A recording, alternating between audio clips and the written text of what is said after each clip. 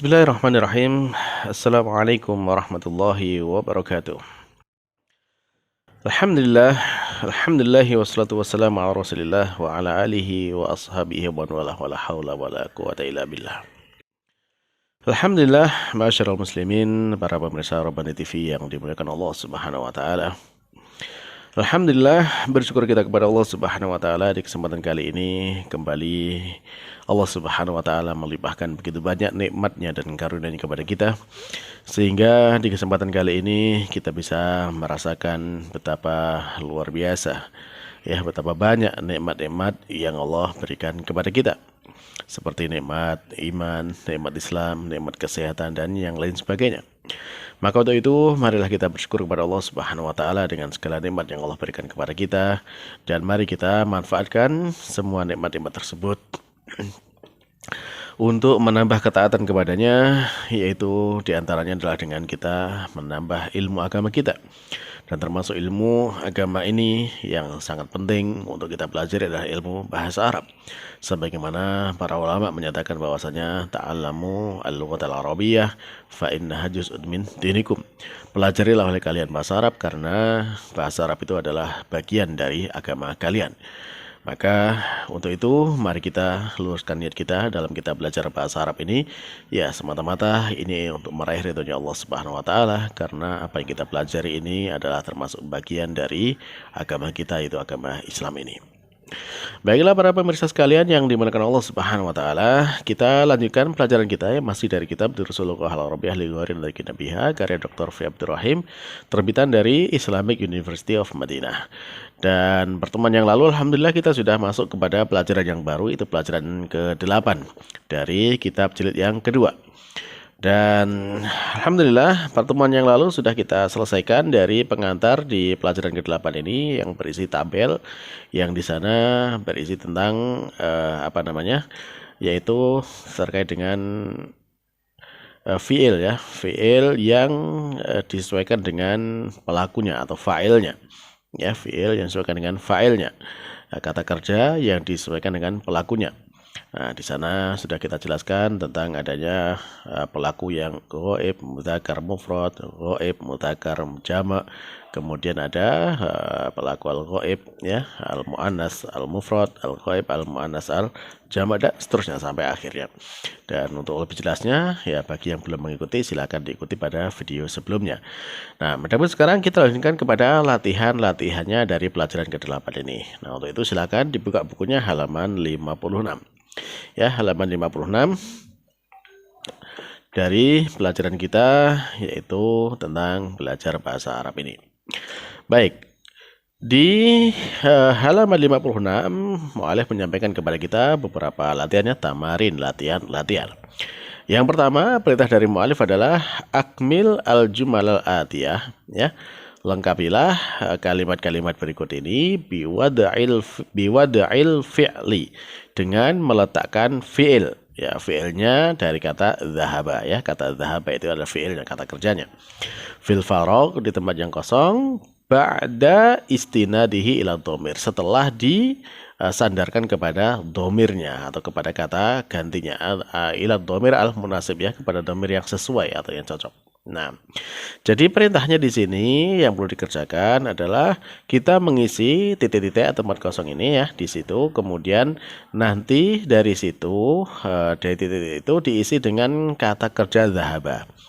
Nah, kan tapi dhahaba ini sebagaimana contoh pada pertemuan yang sebelumnya, di sana kan ada macam-macam bentuk ya, ada dhahaba, dhahabat, dhahabu ya, dhahabna dan seterusnya. Nah, itu silakan diisikan sesuai dengan domir atau kata ganti yang sesuai ya, sesuai dengan kata gantinya yang cocok dengan kalimat masing-masing ini. Nah, untuk itu misalkan ya kita ambil contoh nomor 1 misalkan seperti itu. Di sana soalnya adalah aina at-tulabu al-jududu. Ya, di manakah para siswa yang baru? Ya, kemudian nanti titik ilal mudiri, ke kepala sekolah. Nah, dari sini kita bisa paham at-tulab al-judud ya, para siswa. Para siswa laki-laki ya, berarti di sini adalah ghaib ya, ghaib al-ghaib al-mudzakkar al-jam'. Nah, sekarang kalau seperti itu silakan cocokkan di tabelnya. Al-ghaib, al-mudzakkar, al-jam'. Nah, fi'ilnya apa? Dhahaba menjadi bentuknya apa di situ? Nah, silahkan diisikan di tempat yang kosong atau titik-titik itu sesuai dengan domir atau kata gantinya. Nah, untuk itu silahkan dikerjakan terlebih dahulu. Ya, nanti kita cocokkan jawabannya ya dari nomor 1 sampai nomor 10. Nah, baik, silakan dikerjakan terlebih dahulu dan sambil mengerjakan silakan di pause videonya. Baik, silakan di pause dan dikerjakan.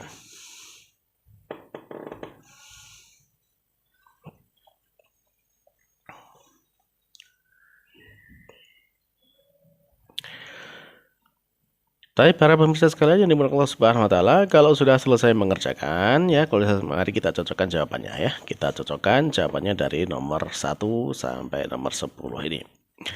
Baik, soal yang pertama. Aina at-tulabu al-jududu? Ya, di mana para siswa laki-laki yang baru? Nah, maka di sana ada nukta-nukta ilal mudiri atau makanil farog ilal mudiri, tempat kosong atau titik ke kepala sekolah. Nah, berarti kalau di sini apa namanya at-tulab al-judud itu tadi sudah kita jelaskan ya, bahwasanya dia selaku domirnya adalah al-ghaib, al-mudzakkar, al-jama'. Ya, atau kalau domirnya itu adalah hum, yaitu mereka. Ya, sekarang tinggal dilihat di sana. Al-ghaib, al-mudzakkar, al-jama'.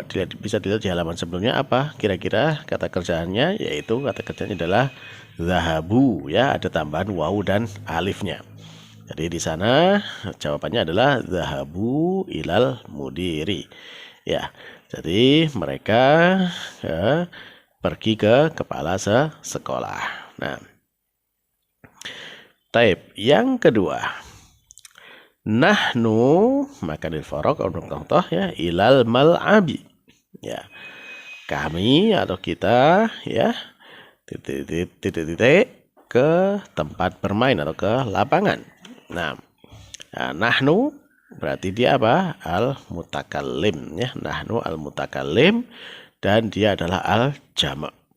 Ya, baik mudzakkar muannasnya sama. Berarti nah, kalau apa namanya nahnu yaitu al-mutakallim al-jama' ya tinggal dilihat di tabel ya, di tabel halaman sebelumnya, maka kata dhahabannya berubah menjadi apa di situ, yaitu menjadi dhahabna ya. Jadi yang nomor 2 ya, jawabannya adalah nahnu dhahabna ilal mal'abi. Baik, kita lanjutkan soal yang ketiga. Soal yang ketiga, aina nukta ba'dad darsi ya ikhwani. Ya. Aina al-makan al-faraq ya, ba'dad darsi ya ikhwani. Nah, berarti ini dipertanya kemana titik-titik setelah pelajaran wahai saudara-saudaraku. Dilihat di sini adalah ya ikhwani, saudara-saudaraku. Nah, berarti di sini dia apa namanya yang bertanya ini mengajak bicara kepada saudara-saudaranya ini, dan saudara-saudaranya ini adalah ikhwan, itu bentuk jamak ya, jamak laki-laki. Berarti al-mudzakkar al-jamak. Nah, karena di sana ada kata ya seruan atau pengajak bicara atau apa namanya munada atau panggilan itu ya. Berarti di sini ya ikhwan ini persis sebagai al-mukhatab atau yang diajak bicara. Nah, berarti sekarang coba dilihat di tabelnya al-mukhatab, al-mudzakkar, al-jama'. Nah, silakan dimasukkan. Berarti di sana adalah kata kerjanya adalah antum ya, antum atau afan. Domirnya adalah antum. Nah, karena domirnya antum, maka di situ kemudian kata kerjanya dari dhahaba menjadi dhahabtum ya, dhahabtum. Nah, berarti silakan dimasukkan di sana. Aina dhahabtum ba'da darsi ya ikhwani ya. Kemana kalian pergi setelah pelajaran wahai saudara-saudaraku. Baik, sekarang yang keempat ya, pada soal yang keempat. Nukta-nukta ya, nukta ila suqi al-yaum. Al-yauma ya abi. Nukta ila suqi al yauma ya abi. Nah, perhatikan di situ ada kata apa? Ya abi, ya kata kuncinya di situ. Wahai bapakku. Nah, berarti di sana ketika ada panggilan, berarti di sana yang diajak bicara adalah al mukhatab ya, mukhatab. Nah, abi berapa? Ya, di al abi jelas dari al mudzakkar. Nah, dan jumlahnya berapa? Al mufrad tunggal. Nah, karena dia adalah apa namanya? Apa?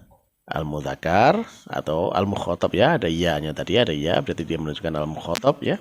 Al-mukhatab ini dia bicara, kemudian dia abi adalah sebagai al-mudzakkar dan jumlahnya satu adalah al-mufrad. Ya tinggal dilihat di tabel di halaman sebelumnya. Kalau al-mukhatab ya, al-mukhatab, al-mudzakkar, al-mufrad. Maka di situ dhamirnya adalah anta. Ya, dan kata kerjanya dari dhahaba menjadi dhahabta ya, tinggal dimasukkan dhahabta. Ya, sehingga di situ soal nomor 4 jawabannya adalah adzahabta ila suqi al yauma ya abi. Ya, apakah engkau telah pergi ke pasar pada hari ini wahai bapakku. Baik. Itu soal nomor 4. Baik, soal nomor 5. Ana ma nukta ilal maktabati al yauma. Ana ma nukta ilal maktabi al yauma. Maka di sini menjadi kata kunci dari soal ini adalah kata apa? Yaitu kata ana ya, kata ana. Ya, ana. Mengapa ana? Ya karena di situ adalah yang menunjukkan nanti fiilnya seperti apa, karena ana adalah fa'il di situ. Nah, kalau ana berarti dia adalah al-mutakallim al-mufrad. Al-mutakallim al-mufrad. Nah, kalau sudah seperti itu tinggal dilihat tabelnya al-mutakallim al-mufrad yaitu ana ya. Maka di sana failnya atau pelakunya adalah ana, domirnya ana ya. Tinggal kata kerjanya dhahaba menjadi dhahabtu. Ya, dhahabtu ini dimasukkan menjadi ana ma dhahabtu ilal maktabati al yauma. Jadi saya tidak pergi ya, saya tidak pergi ke maktabah pada hari ini. Baik, itu jawaban dari soal nomor 5. Lanjut kepada soal nomor 6. Di soal nomor 6 di sana ada kata ummi nukta ilal mustasfa ya. Ummi nukta ilal mustasfa. Jadi ibuku titik ke rumah sakit. Nah, sekarang perhatikan di situ ada kata ummi. Ya, ummi ini menjadi kata kuncinya. Ummi dia sebagai pelakunya atau fa'ilnya. Ya, fa'ilnya. Ummi dia adalah apa? Al-ghaib, al-mukhatab atau al-mutakallim. Ya, dia adalah al-ghaib. Ya, dia adalah orang ketiga, al-ghaib. Terus dia adalah mu'adzakar atau mu'annas, itu mu'annas karena perempuan kan, ummi perempuan. Nah, selanjutnya dia tunggal atau banyak? Ya, dia adalah tunggal. Sehingga menjadi mufrad. Nah, sekarang tinggal dimasukkan aja al-ghaib, al-mu'annas, al-mufrad. Ya, al-ghaib, al-mu'annas, al-mufrad di mana tempatnya? Yaitu dia itu di baris kedua ya, kolom yang ketiga dari kanan itu. Nah, sehingga di sana domirnya itu hiya ya. Kata gantinya adalah hiya untuk umi dan kata kerjanya menjadi dari dhahaba menjadi dhahabat ya. Maka jawaban lengkapnya nomor 6 adalah ummi dhahabat ilal mustasfa ya. Jadi ibuku telah pergi ke rumah sakit. Taib yang ketujuh ya, yang ketujuh. A nukta li ziyarati khola apa li ziyarati kholatikunna ya, kholatikunna ya banati. Nah, sekarang perhatikan di sana untuk menentukan jenis kalimat ini kita lihat di situ ada kata iya ya, iya yang menjadi panggilan. Berarti di sini adalah bicaranya kepada al-mukhatab yang diajak bicara ya, yang diajak bicara. Kemudian ada kata banati ya, banati dia adalah bentuk mu'annas ya, perempuan. Jadi kita sudah dapat dua keterangan ya, al-mukhatab, kemudian al-muannas, dan banat itu adalah bentuk al-jama', yaitu bentuk jamak. Nah, karena di situ sudah kita dapatkan ya al-mukhatab, al-muannas, dan al-jama'. Ya, maka tinggal dilihat di tabelnya. Al-mukhatab, al-muannas, al-jama', ya menjadi domir adalah antunna, ya kalian perempuan. Berarti kalau kata kerjanya menjadi dhahabtunna, ya. Dhahabtunna.